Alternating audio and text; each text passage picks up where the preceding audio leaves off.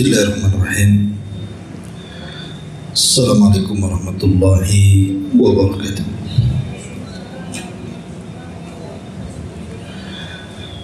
Alhamdulillah wassalatu wassalamu ala Rasulillah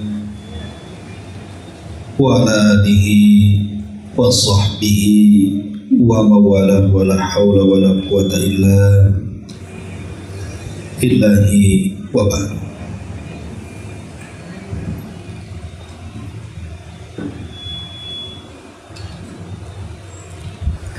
Alhamdulillah, di pagi menjelang siang ini kembali kita bisa duduk di mushola ini untuk bertarabul ilmi. Salawat dan juga salam kita hadiahkan kepada Rasul kita Nabi besar Muhammad sallallahu alaihi wasallam. Baik, kita lanjutkan pembahasan tafsir dari Al-Baqarah dan kita masuk pada ayat ke 215. A'udzubillahi minasyaitonirrajim. Bismillahirrahmanirrahim. Yas'alunaka madza yunfikun Qul ma anfaqtum min khairin falil walidaini wal aqrabina wal yatama wal masakin wabnis sabil wa ma taf'alu min khairin fa innallaha bihi alim. Mereka bertanya-tanya kepada Mada yunfikun, kemana harta yang harus kalian infakkan? Katakan ya Muhammad, harta yang kalian infakkan yang terbaik diberikan kepada kedua orang tua, kemudian kepada kerabat, kemudian setelahnya kepada anak-anak yatim, dan setelahnya kepada orang-orang miskin, dan yang terakhir kepada ibni sabil. Dan apa yang kalian lakukan dari kebaikan, ingatlah sesungguhnya Allah Maha Tahu. Ayat ini menjelaskan kepada kita tentang urutan harta yang harus disedekahkan, kepada siapa yang paling utama dan yang paling utama. Dan ayat ini telah mengurut dengan sangat tertib. Pertama, ayat ini menjelaskan tentang infak yang terbaik adalah kepada kedua orang tua. Baru kalau seandainya ada harta lebih, maka diberikan kepada para kerabat. Kalau memang ada harta lebih lagi, baru diberikan kepada anak-anak yatim, kemudian kepada orang-orang miskin dan orang-orang yang safar, yang membutuhkan kebaikan kita. Artinya, orang kalau mendahulukan membantu kerabat dan menyia-nyiakan orang tua, berarti infaknya sia-sia.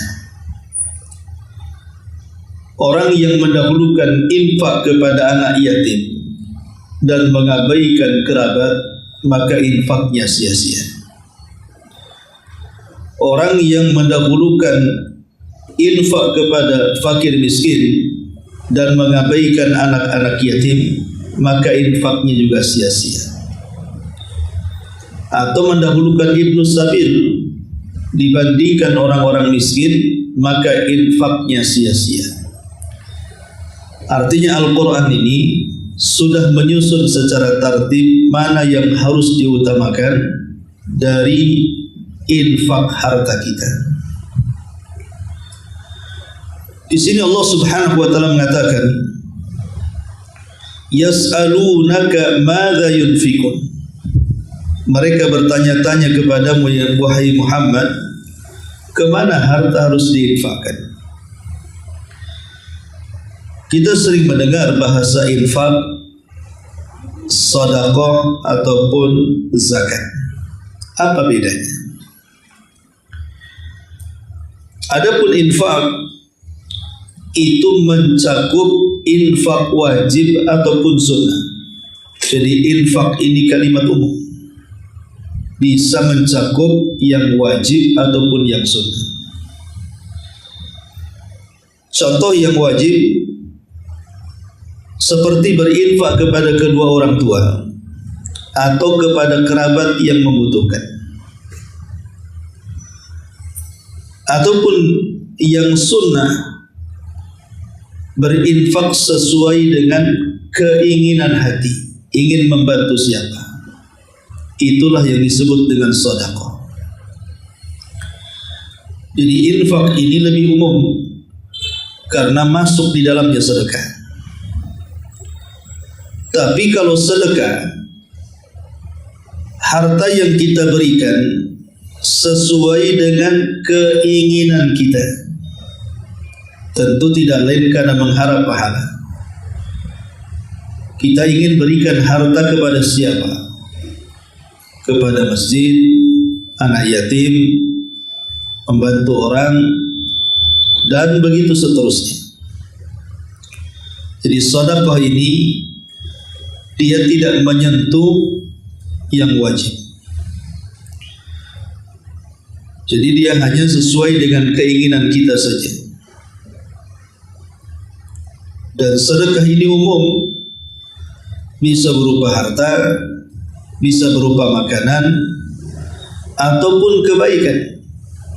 Seperti tersenyum kepada saudaranya, sedekah. Mengucapkan kalimat-kalimat indah, sedekah. Mengajak manusia kepada kebaikan, mencegah dari kemungkaran, juga sedekah. Jadi sedekah itu lebih kepada selera. Walaupun terkadang sedekah juga dipakai untuk istilah zakat. Adapun zakat sendiri dia khusus, karena zakat itu berkaitan dengan hal-hal yang bersifat wajib saja, seperti zakat fitrah, zakat mal 2,5%, zakat pertanian, zakat peternakan, dan yang semacamnya. Ada kaitan dengan haul dan nisab. Itulah perbedaan antara infak, sedekah, dan juga zakat. Nah, di sini Allah Subhanahu wa taala menggunakan kalimat infak. Yas'alunaka madza yunfikun. Artinya infak itu mencakup infak wajib dan infak sunnah. Dan di sini dicontohkan infak wajib dan infak sunnah itu. Di sini Allah Subhanahu wa taala menyebut pertama kali adalah infak wajib. Karena Allah mengatakan kul ma anfaqtum min khairin falil walidaini. Katakan apa yang kalian infakkan dari harta kalian yang terbaik adalah kepada kedua orang tua dulu. Di sini Allah Subhanahu wa taala menyebut pertama orang tua. Karena orang tua itu kewajiban kita untuk memberikan nafkah kepada mereka, dan hukumnya wajib. Membantu orang tua itu hukumnya wajib, bukan sunnah.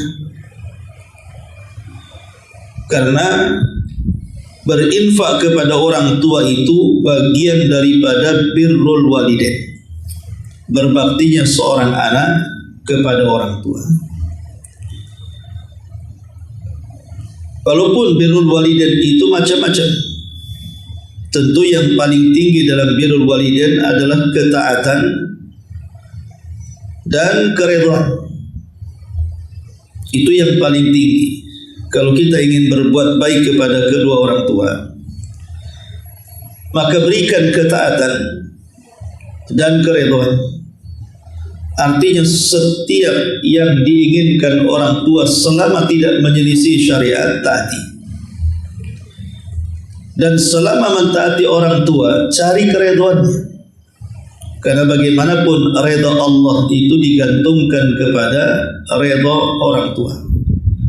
Selama orang tua ikhlas dan redha dengan kebaikan kita kepada mereka, maka selama itu juga Allah Subhanahu wa ta'ala akan meredai perbuatan kita.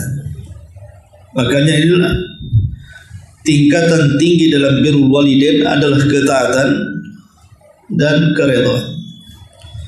Sebab orang tua manapun kalau melihat anaknya tidak taat, maka akan menyakiti perasaannya. Orang tua manapun, ibulah punya anak. Anak diperintahkan ke timur malah ke barat. Anak diperintahkan baik malah jahat. Mana ada orang tua yang suka? Tapi kalau orang tua punya anak penurut, itu paling disukai. Tidak ada satupun orang tua yang tidak suka anaknya. Makanya kenapa kemudian ketaatan kepada orang tua itu selalu dikaitkan dengan ketaatan kepada Allah Subhanahu wa ta'ala. Karena ketaatan kepada orang tua itu jatuh setelah ketaatan kepada Allah. Artinya setelah kita mentaati perintah Allah, maka perintah kedua yang wajib kita taati adalah perintah kedua orang tua. Makanya selalu disebut satu nafas. Seperti Allah Subhanahu wa ta'ala mengatakan, wa'budullaha wa la tusyriku bihi syai'an wa bil walidaini ihsana. Sembahlah Allah, jangan sekutukan Allah, dan berbuat baiklah kepada kedua orang tua. Arti berbuat baik kepada orang tua adalah dengan cara mentaati dan cari redhanya. Karena di balik keduanya, di balik kita mentaati orang tua dan juga mencari redha orang tua, di situ terselip amalan yang luar biasa yang disebut dengan jabrul khawatir. Jabrul khawatir itu amalan yang paling mulia, bahkan amalan yang paling dicintai Allah. Apa jabrul khawatir? Jabrul khawatir itu menjaga perasaan. Jadi orang tua kita dijaga perasaan, karena kebahagiaan dan kesengsaraan seseorang itu ada pada perasaan. Makanya itu dicontohkan oleh Nabi Allah Yusuf alaihi salam. Jadi saat Nabi Yusuf memboyong seluruh keluarganya dari Mesir dari Palestina ke Mesir, yang sudah sekian lama, hampir berpuluh-puluh tahun tidak berjumpa Yakub dan juga Yusuf alaihi salam. Ketika berjumpa Yakub ingin mendengarkan kisah Nabi Yusuf. Kenapa dia bisa sukses, bisa menjadi orang nomor 2 Mesir. Jadi Yakub ingin menceritakan, ingin mendapatkan cerita perjalanan kehidupan Nabi Yusuf. Wajar seorang ayah bertanya, kemana saja, ceritakan. Apalagi ini sudah sukses. Tapi Nabi Yusuf alaihi salatu wassalam tidak menceritakan detail, terutama yang berkaitan dengan kejahatan saudara-saudaranya yang sudah memasukkan dia ke dalam sumur. Tapi dia menyingkat cerita. Dia hanya memulai cerita dari penjara saja. Dia ceritakan dalam penjara sampai dia menjadi Perdana Menteri. Adapun sebelum dia masuk penjara, Nabi Yusuf tidak menceritakan. Kenapa? Karena itu akan menyentuh perasaan ayahandanya. Bagaimana kalau seandainya tahu Yakub bahwa sebelum dia datang ke Mesir, saudara-saudaranya mencelakakan, memasukkan dia ke sumur? Tentu akan sakit hati ayahnya. Makanya Nabi Yusuf menjaga perasaan Yakub sebagai ayahnya, tidak mau menceritakan detailnya perjalanan dari Palestina menuju Mesir. Hanya dimulai menceritakan dari dalam penjara. Dan kisah ini detail diceritakan di dalam surah Yusuf. Bagaimana Nabi Yusuf menceritakan permulaan kesuksesannya diawali dari penjara. Sekali lagi, hanya untuk menjaga perasaan. Dan itulah birrul walidain yang paling tinggi. Menjaga perasaan orang tua.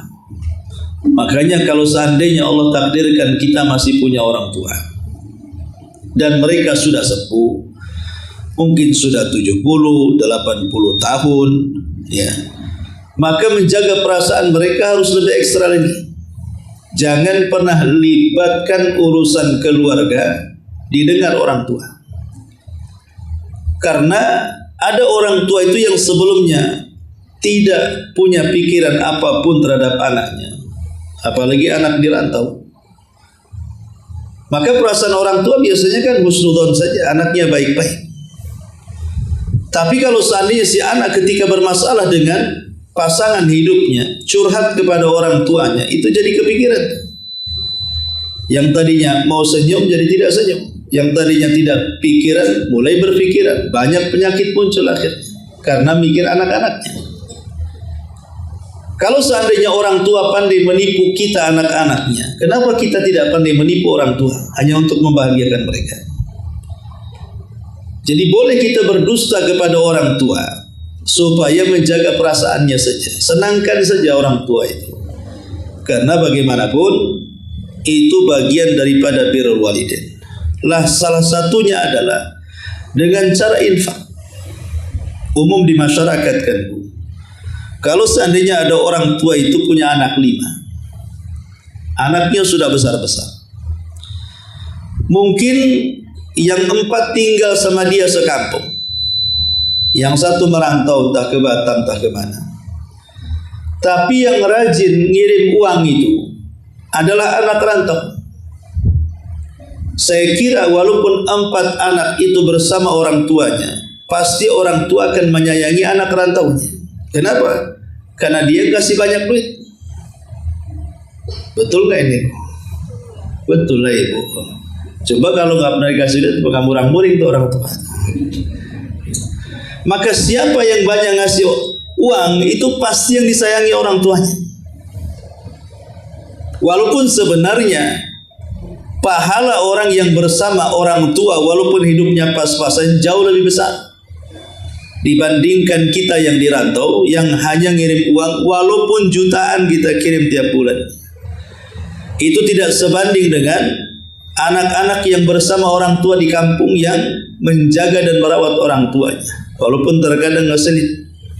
Kenapa? Karena mereka tahu kondisi orang tua. Kita ini di rantau tidak tahu apa-apa, taunya ngirim duit saja. Mereka yang bisa membuat orang tua tertawa walaupun terkadang membuat orang tua menangis. Tapi kita kan tidak di sini. Tapi setidaknya bagi kita para perantau, kalau ingin menyenangkan orang tua, itu yang bisa kita lakukan. Apa yang kita bisa lakukan? Hanya bisa memberikan sebagian atau sedikit harta kita menyenangkan orang tua. Intinya bahwa di sini Allah Subhanahu wa taala menyinggung wa ma anfaqtum min khairin falil walidaini. Infak yang paling baik yang kalian infakkan pertama kali adalah untuk kedua orang tua. Karena itu bagian daripada menjaga dan merawat orang tua. Dengan uang kita bisa menjaga kesehatan orang tua. Karena bagaimanapun beli obat ke rumah sakit dan semacamnya itu butuh duit. Makan, minum butuh duit. Beli pakaian butuh duit. Semua butuh duit. Maka di sini Allah Subhanahu wa taala tekankan soal infak kepada mereka. Dan jangan sekali-kali ibu mengajari suami durhaka kepada orang tua. Karena banyak kisah-kisah suami mau bantu orang tuanya itu terhalang karena keuangan ada di istrinya. Sehingga suami ini harus pandai-pandai menyembunyikan. Setiap hari berdusta hanya untuk menyisihkan sebagian uangnya untuk dikirim kepada orang tuanya. Dan kalau ketahuan ribut besar tuh. Ada yang sampai taraf seperti ini.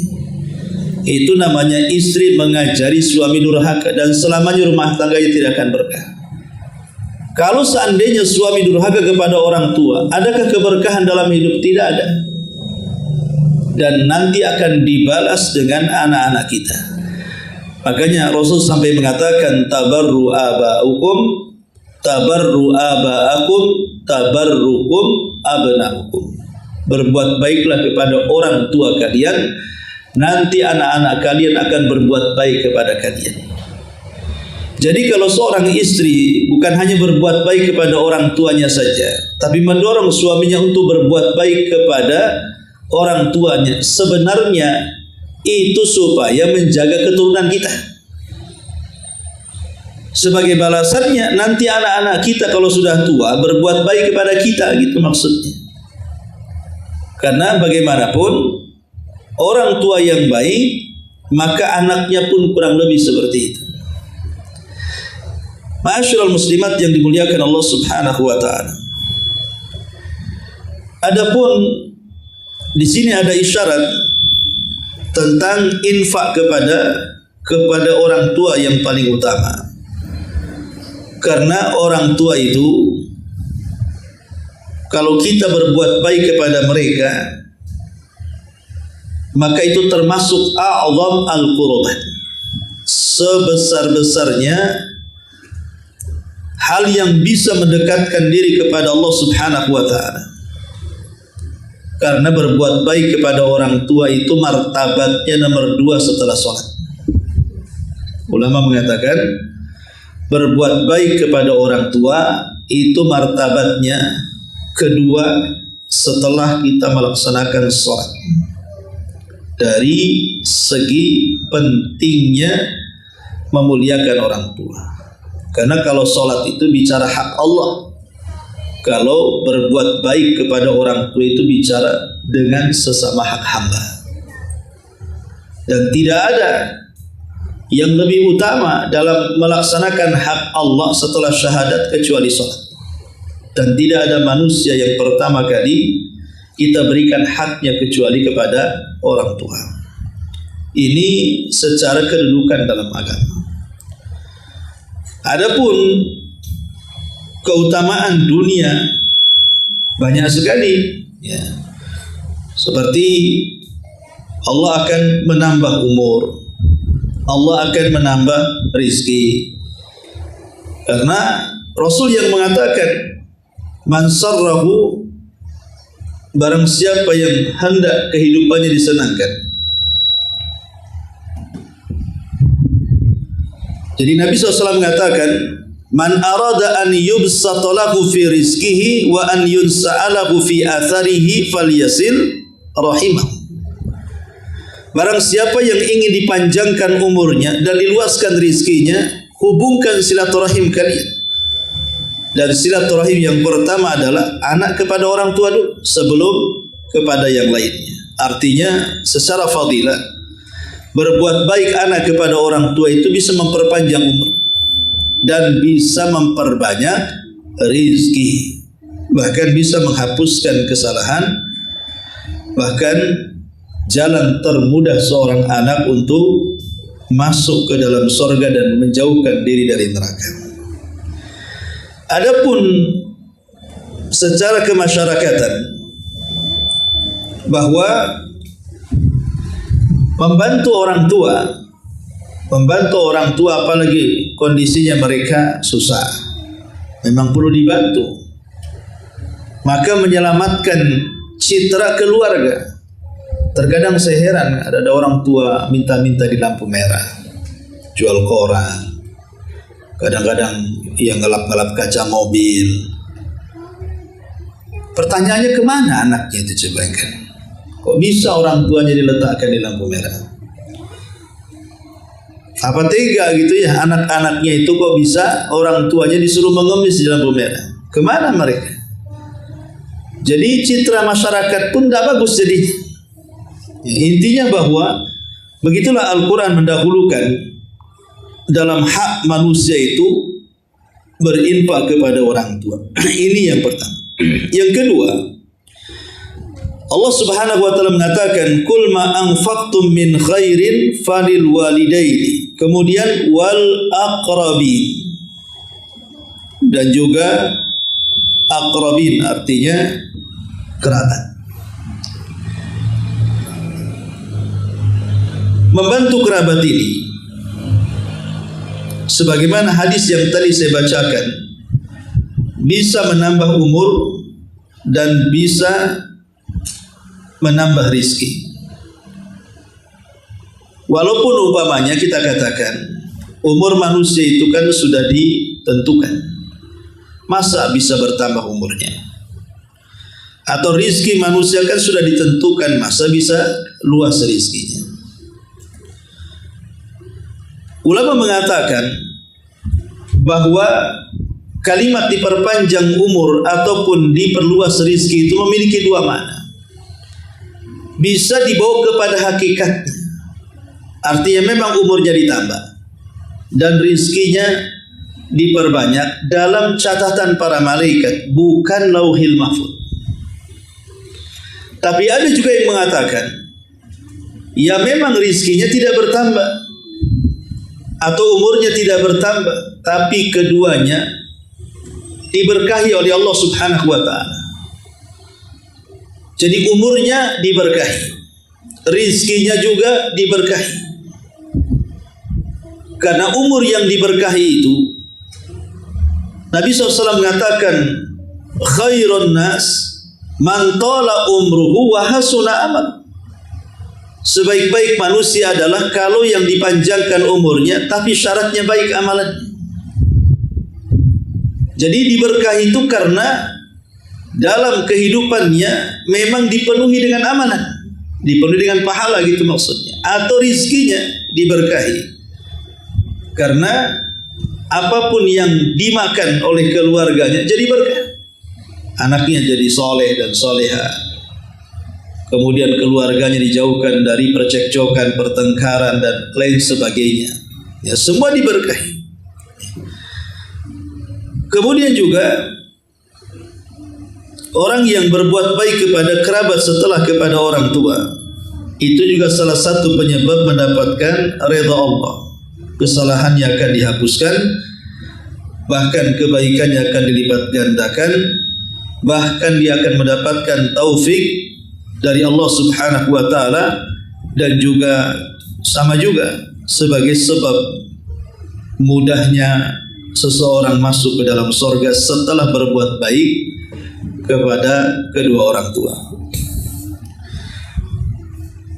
Tapi sekali lagi, jangan dahulukan kerabat sebelum orang tua. Orang tua dulu baru kerabat.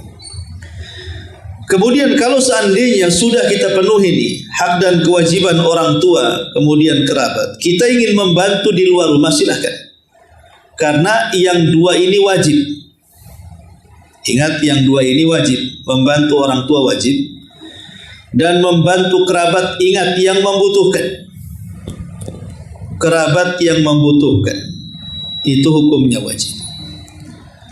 Tapi kalau kerabat yang tidak membutuhkan, apalagi memanfaatkan kita, ya tidak wajib. Pokoknya ibu sudah sukses di Batam, kemudian didengar sama orang kampung. Ya sebenarnya orang kampung juga mereka bisa makan dengan pekerjaan mereka. Akhirnya karena ibu sudah sukses, telepon, pinjam duit. Untuk apa kan itu?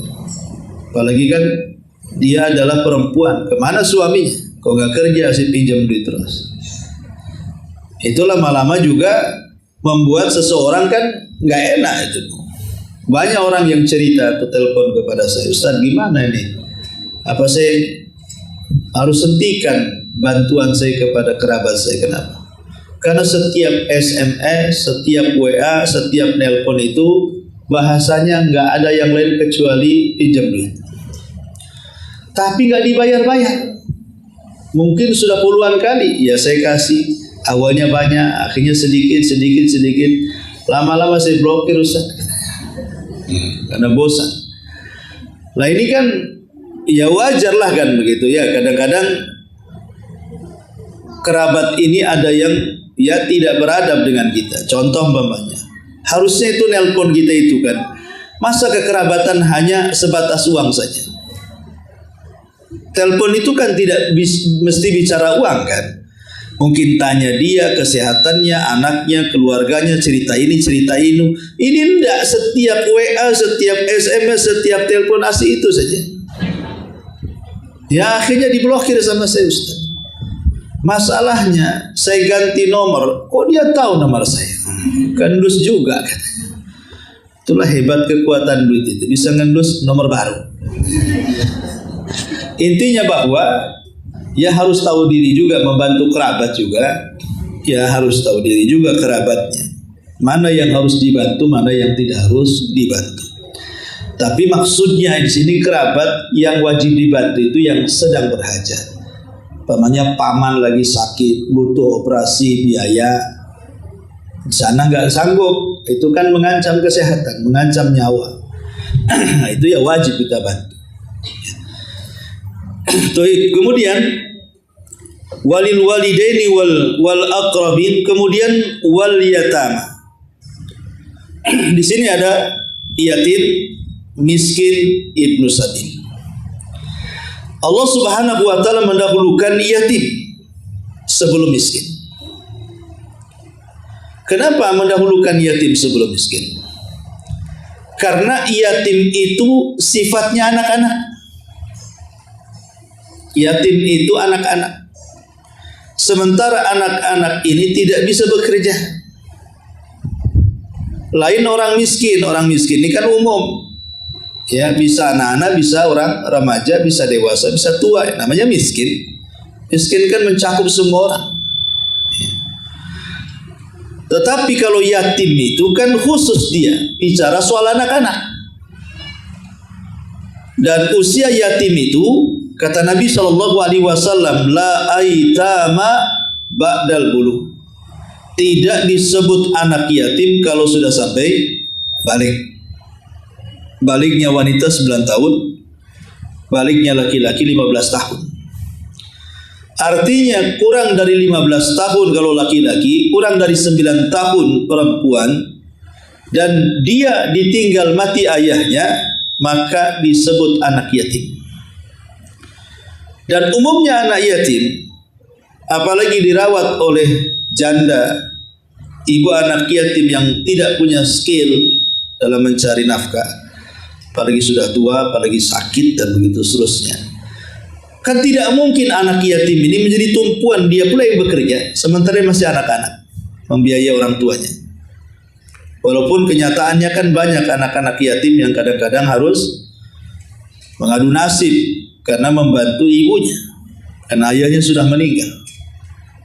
Lah anak sekecil itu kan tidak mungkin banting tulang seperti orang dewasa. Makanya kenapa didahulukan yatim sebelum miskin? Karena semiskin-miskinnya orang miskin itu masih bisa cari makan, cuman kurang. Tapi kalau anak-anak bagaimana? Dia harus cari nafkah. Makanya didahulukan anak yatim. Walaupun tidak semua anak yatim, terkadang ayahnya miliarder meninggal, kemudian warisannya ke anaknya kan, itu kan kaya raya jadinya kan. Nah, tapi kita bicara tentang umumnya anak yatim yang mereka hidup di bawah garis kemiskinan. Karena kalau sudah anak yatim plus miskin berarti dua predikat dia. Sudah yatim miskin lagi. Adapun miskin tidak mesti dia yatim.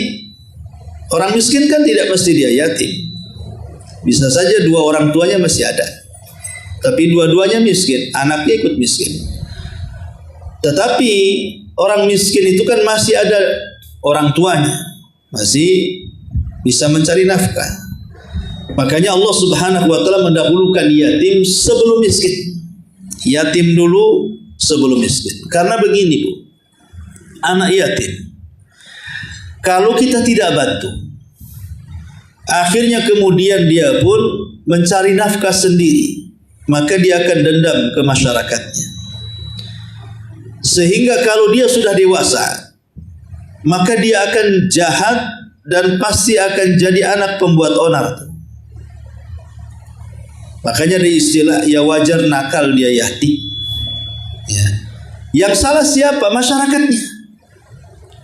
Jadi kalau seandainya masyarakat membiarkan anak yatim, kemudian dia tumbuh dewasa, saya pastikan anak itu akan dendam dengan masyarakatnya dan dia akan jadi jahat. Tapi kalau masyarakatnya peduli dengan anak yatim, membantu anak yatim sampai dia dewasa, maka si yatim kalau sudah dewasa, dia akan peduli dengan anak yatim lainnya. Sehingga tidak ada anak yatim tumbuh dewasa menjadi jahat. Kenapa? Karena satu kampung itu jadi orang tuanya. Tidak merasa sendirian, tidak merasa dikucilkan, sehingga ada perasaan dendam kepada masyarakatnya. Makanya kenapa anak yatim ini penting sampai punya perhatian khusus dari Nabi SAW. Ana wa kafirul yatim fil jannati kahatain. Aku dan para pengkafil anak yatim itu seperti ini, kata Rasul, di sorga. Dua jari kemudian dirapatkan di sorga, saking dekatnya. Sampai dalam sebuah hadis, ketika Nabi SAW hendak melangkahkan kaki masuk ke dalam sorga. Ingat, manusia yang pertama masuk sorga itu Nabi, karena dia yang membuka pintu sorga. Tapi saat hendak melangkahkan kakinya masuk ke sorga, tiba-tiba ada seorang ibu yang hampir mendahuluinya. Kemudian Nabi bertanya, siapa anda? Kenapa anda ingin lebih dulu masuk sorga dibandingkan aku? Maka ibu ini mengatakan, karena aku memiliki amalan saat di dunia banyak mengkafil anak yatim. Sampai hampir-hampir mendahului Nabi SAW masuk surga. Makanya kenapa kemudian siapapun yang mengelus rambutnya anak yatim itu, sampai Allah hadiahi, hati kita akan dilembutkan. Jadi ibu yang keras-keras kepala gitu ya, cari anak yatim, elus kepalanya. Ada yang keras kepala di sini. Jadi intinya cari anak yatim, elus kepalanya.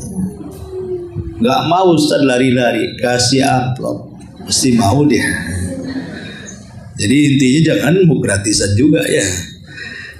Baik, jadi anak yatim baru kemudian Allah mengatakan wal masakin.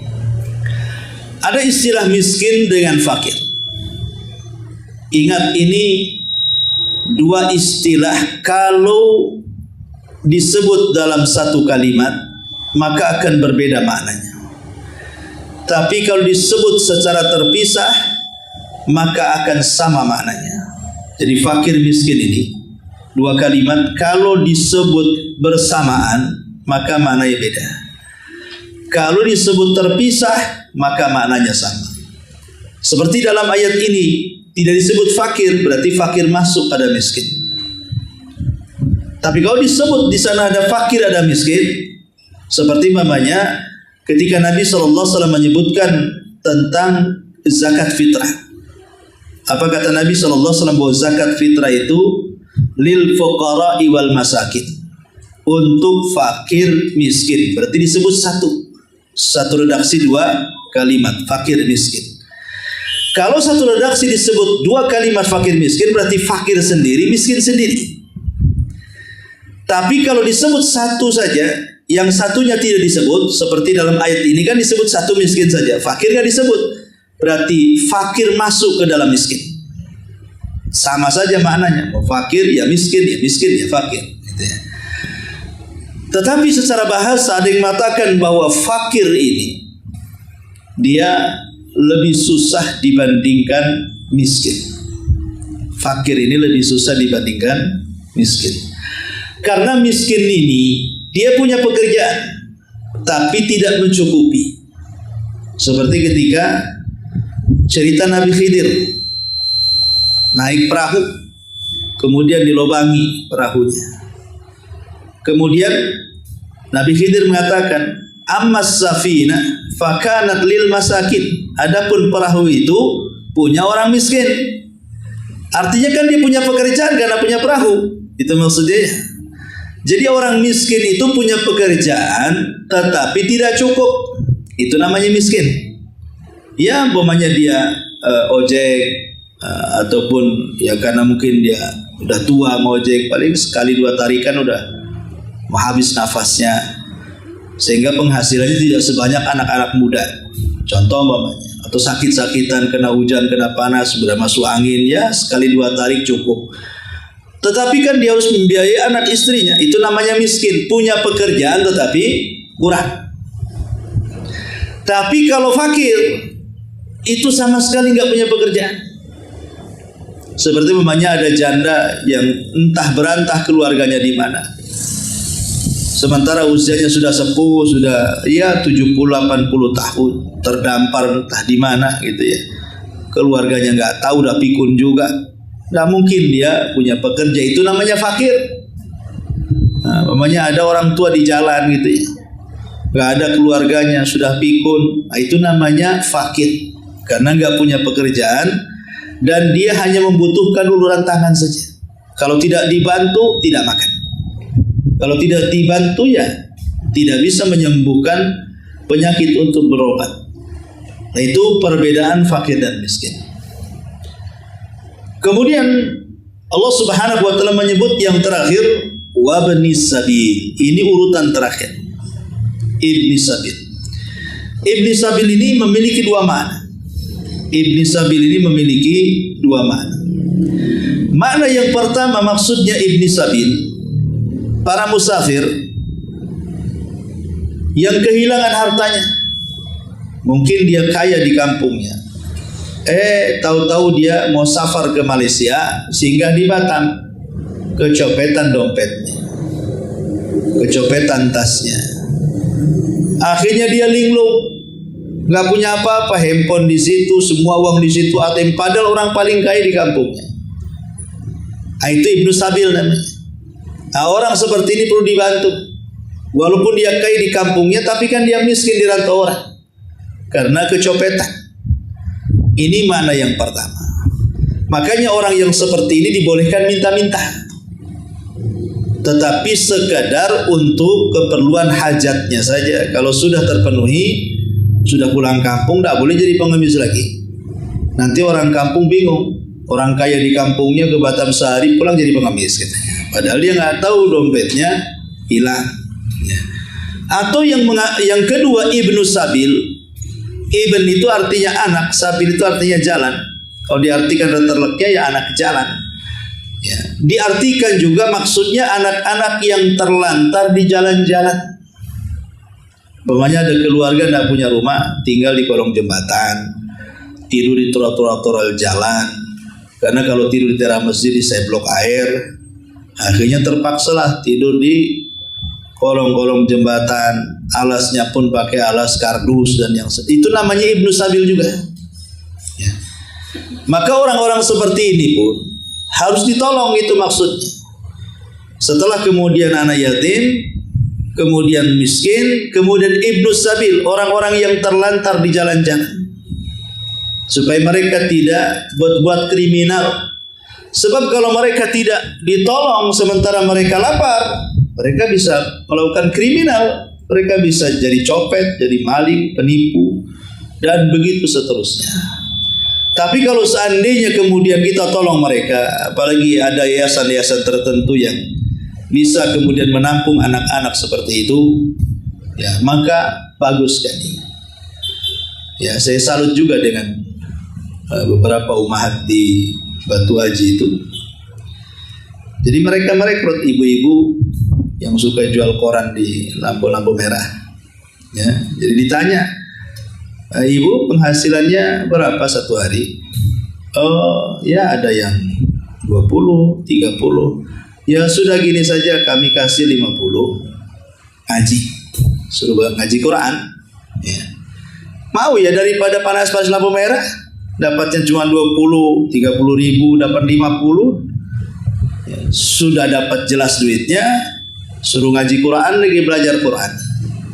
Alhamdulillah, ya saya lihat tuh berkembang juga di Batu Haji tuh, ngelola ngambil ibu-ibu yang di lampu-lampu merah itu. Akhirnya mereka mau ngaji. Lambat laun mereka malu karena sudah tahu kan. Akhirnya sebagian mereka ada yang kembali ke jalan, sebagian mereka akhirnya bagus jadi pembantu rumah tangga, lebih terhormat lagi. Ya, di tukang cuci karena sudah paham, diajak ngaji dulu di pengajian. Bahkan sebagian mereka istiqomah, subhanallah. Artinya ini juga bagian daripada kalimat Ibni Sabil gitu maksudnya dalam ayat ini. Ya. Kalau Allah Subhanahu wa taala tutup ayatnya, wa ma taf'alu min khairin, apapun yang kalian lakukan dari kebaikan. Khairin ini nakir. Ingat khairin menggunakan nakirah. Dalam bahasa Arab nakirah karena ada tanwinnya, khairin tidak menggunakan alif lam, tidak al khairi. Kalau al khairi itu ma'rifat dalam bahasa Arab. Kalau hilang alif lamnya muncul tanwin, khairin. Kalau ada alif lamnya hilang tanwinnya, al khairi. Hilang alif lamnya muncul tanwinnya, khairin. Itu namanya nakirah. Lah nakirah dalam bahasa Arab itu memiliki faedah umum. Artinya kebaikan apapun. Mau yang kecil, mau yang besar. Mau yang tampak, mau yang tersembunyi. Mau sendirian, mau di halayak orang ramai. Pokoknya kebaikan apapun. Baik berupa kebaikan lewat harta, lewat tenaga, lewat ide, dan begitu seterusnya. Apapun dari kebaikan yang kalian lakukan. Kebaikan apa saja. Fa innallaha bihi alim. Ingat Allah itu tahu. Allah itu zat yang maha tahu. Ayat ini diakhirkan dalam Al-Baqarah 215 bahwa bantuan kita kepada orang tua, kerabat, ataupun kepada anak yatim, orang miskin, Ibnu Sabil, sekecil apapun yang kita berikan kepada mereka, tetap Allah tahu. Itu maksudnya. Jangan kira ini kan hanya bantuan kecil. Tidak, bantuan kecil pun Allah tahu. Infak sekecil apapun Allah tahu.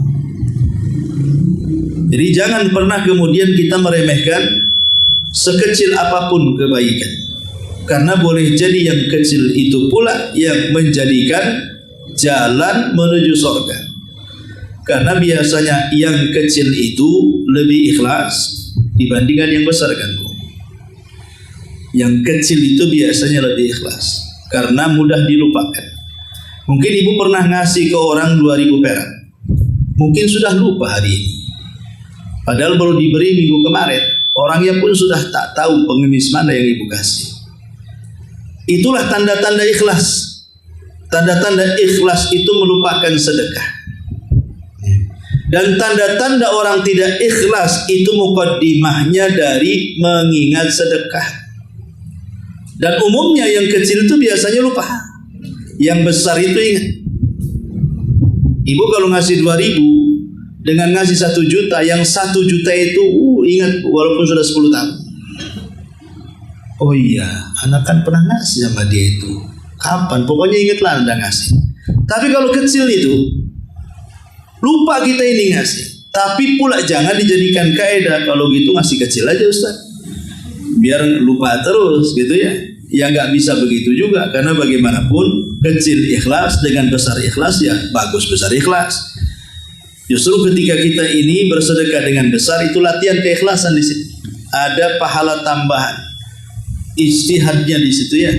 Kesungguhan untuk menjadi orang ikhlasnya pun dinilai pahala. Bukan hanya sekedar ikhlasnya, kesungguhan untuk jadi orang ikhlas pun dinilai pahala. Karena itu sebab hidayah. Allah yang mengatakan wa man yujahidu fina lanahdiyannahum subulana. Siapa yang sungguh-sungguh mencari jalan Allah Subhanahu wa taala, maka itu sebab mendapatkan hidayah. Dari ayat ini juga kita tahu bahwa jangan pernah sekecil apapun kejelekan pasti dibalas. Sebagaimana sekecil apapun kebaikan dibalas. Karena di masyarakat umumnya ada orang yang mencampurkan antara keburukan dengan kebaikan. Ada seorang ibu, lisannya belum bisa dijaga, masih suka ngerumpi, padahal cadarnya udah nutupi mulutnya, tapi mulutnya masih pedas juga. Ada yang nyeletuk, sama saja pakai cadar nggak pakai cadar juga. Kalau sudah gibah lebih ramai yang pakai cadar kan. Kalau gitu nggak usah pakai cadar. Jadi ada orang yang kemudian mencampur adukan kebaikan dengan keburukan. Pakai cadar sendiri, gibah sendiri. Gibah ada dosanya, pakai cadar ada pahalanya, gitu maksudnya. Karena ada orang yang kemudian hendak menghilangkan kebaikan gara-gara satu keburukan. Memalukan kali itu pakai jilbab nyopet. Bagus, terang-terangan saja nyopet, tak usah pakai jilbab katanya. Nah ini kan kita melihat dohirnya, dia pakai jilbab sudah bagus. Sebab kalau seandainya dia tak pakai jilbab nyopet, dosanya dua. Pertama buka aurat dosa, maling pula dosa, kan kuadrat jadinya. Tapi kalau seandainya dia pakai cadar nyopet, kan dosanya nyopet saja. Kecuali niat pakai cadar nyopet itu supaya lebih mudah menyembunyikan barangnya. Nah, itu lain lagi ceritanya. Ya. Tapi kalau kan mungkin terpaksalah dia. Ya. Intinya di sini jangan kemudian membatalkan sebuah kebaikan gara-gara sebuah kemaksiatan. Kebaikan, maksiat, semua ada timbangannya. Kalau mamanya dia pakai jilbab menutup aurat, kemudian lisannya masih gibah, nanti di akhirat ditimbang dua-duanya. Kalau memang dia pakai jilbabnya tulus karena Allah menutup auratnya, dia akan dapat pahala besar. Boleh jadi menutupi dosa gibahnya kan. Maka sekali lagi jangan latah lidah kita ini mencela orang. Kalau mencela keburukannya saja, kebaikannya jangan dicela. Apalagi disuruh menanggalkan pula kebaikan. Itu siapa itu, saya lihat Umahat itu suka ngaji di Al-Qadiri, tapi suka ngutil juga katanya. Gak usah ngaji lah, kan beda bu. Ngaji dapat pahala, yang ngutil dapat dosa lah. Kecuali sambil ngaji ngutil sebelahnya, tentu hilang pena kawannya. Intinya bahwa di sini ada kaidah wa ma taf'alu min khairin fa innallaha bihi alim. Jadi apapun kebaikan pasti akan ada balasannya, dan jangan mencampur adukan antara kebaikan dengan keburukan. Baik, wallahu alam, ini diantara keterangan singkat dari ayat 215 sampai di sini. Sebelum situ silakan. Ya, alhamdulillah. Allah Subhanahu wa taala berfirman dalam Al-Qur'an bahwa tidaklah kebanyakan ucapan manusia itu baik kecuali dalam tiga perkara. La khaira fi katsirin min najwahum illa man amara bisadaqah. Tidak ada ucapan yang terbaik dalam kehidupan manusia itu kecuali tiga perkara. Salah satunya orang yang mengajak untuk bersedekah. Jadi kalau seandainya ada SMS, ada WA, ada seruan untuk mengajak bersedekah, maka berhusnudzonlah, dia sedang mengingatkan kita. Karena memang tidak ada ucapan yang lebih baik dibandingkan mengajak orang bersedekah. Daripada kemudian ada WA tahu-tahu berita hoak, nggak jelas gitu ya, berita politik, berita apa yang nggak paham. Ya. Ini kan sedekah. Tetapi yang jelas kan kita pun harus selektif juga kan. Orang yang minta sedekah itu jelas apa enggak? Ya harus ditanya untuk apa keperluannya. Apalagi nomor-nomor baru yang tidak dikenal, ya nggak apa-apa dipertegas. Untuk apa, minta buktinya dan begitu seterusnya. Tapi pertama kita berhusnudzon dulu. Soal mau bantu mau tidak itu urusan kita. Tidak ada paksaan. Orang mau bantu, alhamdulillah enggak, ya enggak apa-apa kan gitu kan, itu kan bukan kewajiban. Dia hanya WA ngingetin sedekah sudah. Adapun tentang masalah tadi akhirnya gara-gara sering membantu melalaikan bantuan kepada orang tua dan kerabat, itu kan tergantung dirinya. Kenapa dia mendahulukan orang lain daripada orang tua? Kalau memang SMS itu yang menjadikan kemudian terhalang, saya kira bukan SMS itu. Ya, bukan, karena SMS kan bisa diabaikan. Dan itu bukan sebuah ancaman. Emangnya kalau nggak bantu, ngancam mau disantet, dibunuh, diapakan itu kan enggak. Walaupun diabaikan pun kan nggak ambil pusing maksudnya ya. Jadi itu kembali kepada orang tersebut. Kalau seandainya kemudian diblokir nomor itu, ya tidak ada dosa juga. Nggak ada dosa bagi dia untuk memblokir nomor. Apa masalahnya? Karena kan memasukkan nomor dan memblokir nomor itu tidak ada dosanya, kecuali kalau ada hubung kait dengan keluarga dan bisa memecah belah keluarga, menjadikan kemudian keluarga suudzon, ya, atau mungkin di grup pertemanan yang kita masuk baik-baik, ya keluar juga harus baik-baik, dan mengeluarkan orang pun punya alasan, ya, karena bagaimanapun apalagi itu di sebuah grup gitu ya, kita sebagai adminnya mau memblokir nomor, ya tentu harus ada alasan yang jelas. Umpamanya di dalam grup itu sudah ada undang-undangnya, ada aturan-aturannya. Kalau memposting anu, maka mohon maaf kami akan blokir. Kan sudah ada tuh aturannya. Ya, karena kalau dulu di awal-awal, subhanallah ya, awal-awal ya, sampai bisa berkelahi tuh gara-gara dikeluarkan dari grup itu. Udah kayak musuh bebuyutan tuh. Kalau sekarang kan dia biasa aja. Mau keluar masuk grup, ya kita buat grup sendiri kan itu ya. Itu awal-awal kan begitu. Tapi kan dengan berlalunya zaman, karena sudah sering, udah bosan juga udah main-main kayak gitu itu. Akhirnya justru kalau bisa udah malas main Facebookan atau WA atau apa kan. Mau masuk mau enggak, mau dikeluarkan enggak penting banget gitu ya. Ya intinya lah tahu norma-norma lah. Kalau seandainya kasusnya tadi kalau memang mengganggu kemudian ingin diblokir, ya sebelum diblokir bolehlah buat kata-kata yang baik kepada yang ngirim tadi. Kan bisa kita kata-kata baik kan, maaf nampaknya ya banyak alasan, HP saya kepenuhan lah apa istilahnya kan. Mungkin nomor Anda saya blokir dulu. Kan bisa saja sebenarnya. Kalau kita mau menjaga etika berkomunikasi gitu. Tapi kalau memang dia SMS tahu-tahu datang mendadak, nggak diundang, ya nggak masalah, blokir saja. Namanya SMS nggak diundang masuk, nggak diundang ya dikeluarkan pun ada masalah, nggak ada dosa, ya nggak ada pahala di situ. Apalagi mengganggu. Wallahu a'lam. Infak dan pengadaan kerabat di dalam ayat ini mau dijelasin Ustaz batas kerabat. Iya, bahasa kerabat itu dia ya orang-orang yang ada hubungan dengan mahram.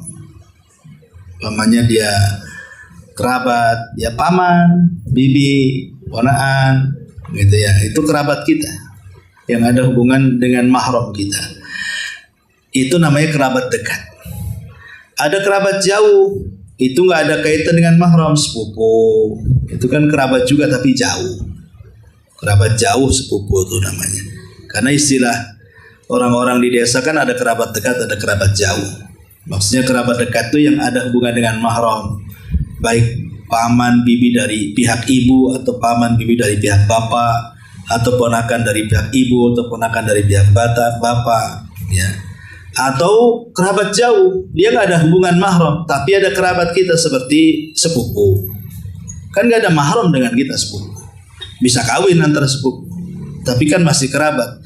Bahkan dalam mazhab Syafi'i, sepupu itu bisa menjadi wali nikah alternatif terakhir. Kalau sudah tidak ada bapak, tidak ada anak laki-laki, tidak ada paman, tidak ada ponaan. Dalam mazhab Syafi'i ada sebagian ulama Syafi'i mengatakan, maka sepupu boleh jadi wali. Itu sudah terakhir gitu ya. Karena masih dianggap kerabat gitu maksudnya. Ya, walaupun ada juga yang menolak pendapat ini. Wallahu a'lam. Iya, alhamdulillah, ya jelas salah. Karena itu beramal karena orang. Ingat bahwa beramal karena manusia itu riya. meninggalkan amal karena manusia juga riya. Dua-duanya riya tuh. Kalau dia beramal ingin mendapatkan pujian saudaranya yang lain, akhirnya dia terus mengirim kepada orang tua, ia percuma. Karena amalan riya tidak diterima. Habisin duit saja. Atau gara-gara dicemooh, akhirnya tak beramal. Itu juga riya. Jadi dua-duanya riya. Ingat, ngirim uang karena ingin dapat pujian saudara, riya. Enggak ngirim uang gara-gara cemooh saudara-saudara, itu juga riya. Dua-duanya riya, salah. Dua-duanya salah. Yang kedua, berbuat baik kepada orang tua itu jangan menggunakan sistem barter. Kalau ada pujian, bantu. Tak ada pujian, tak dibantu. Yang memerintahkan kita berbuat baik kepada orang tua itu Allah. Bukan karena pujian kerabat, bukan karena, tetaplah kepada perintah Allah. Jangan dengerin ucapan manusia. Pokoknya saya kirim, mau sedikit mau banyak, karena Allah yang perintahkan saya. Adapun dicemooh orang tua, tidak peduli. Yang penting saya kirim. Ini perintah Allah kepada saya. Ya. Sebab kalau seandainya kasusnya tadi, itu namanya membantu karena barter. Kalau orang tua baik saya kirim, tak baik ngapain saya kirim? Nah itu barter namanya. Nah itu bukan berbuat baik, tidak ikhlas karena Allah. Ya sebaiknya tetap kirim, gak usah dengar lah. Ya pokoknya saya kirim terus, lama-lama ada waktunya orang tua itu akan diam. Toh juga saudara-saudara lain juga yang namanya akan kena juga. Karena manusia itu diciptakan bukan dalam satu kondisi. Wa tilkal ayyam nudawiluha bainan nas. Hari-hari itu diputar-putar, sakaya-kayanya orang juga. Pasti hari-hari mereka kesulitan. Mungkin akan kurang kiriman. Tapi mungkin karena kita hidupnya pas-pasan, tidak banyak tapi konsisten ngirim, maka itu jauh lebih baik. Nah nanti kan orang tuanya juga memaklumi, memang kehidupan dia seperti itu. Tapi itulah ujian anak dari orang tua. Jangan sampai kebaikan anak kepada orang tua terhenti gara-gara ucapan orang tua. Bukankah Allah yang mengatakan, wahfid lahuma janahadzulli minar rahmah. Apabila orang tua sudah menginjak usia sepuh, maka lebih banyak mengalah. Lebih banyak mengalah seorang anak itu. Karena memperlakukan orang tua, apalagi sudah tua, itu sama dengan memperlakukan anak kecil. Anggap saja orang tua kita itu bayi. Ya walaupun bayi masih lucu-lucunya ada. Orang tuanya beliin aja ya adanya. Ya anggap saja walaupun dua-duanya nggak berakal, ya anggap saja anak-anak. Nggak usah dengerin ocehannya, karena kalau seandainya kita ini dengerin ocehannya, masukkan ke hati, akhirnya kita tidak pernah berbuat baik sama sekali kepada orang tua. Jangan sampai menyesal ketika orang tua meninggal baru pengen berbuat baik, udah kadong, jadi kasihan jadinya kan. Harusnya jalan sorga depan mata, akhirnya makin jauh pula jalan sorganya. Wallahu a'lam. Ya saya kira cukup. Subhanallah bihamdika. Asyhadu an la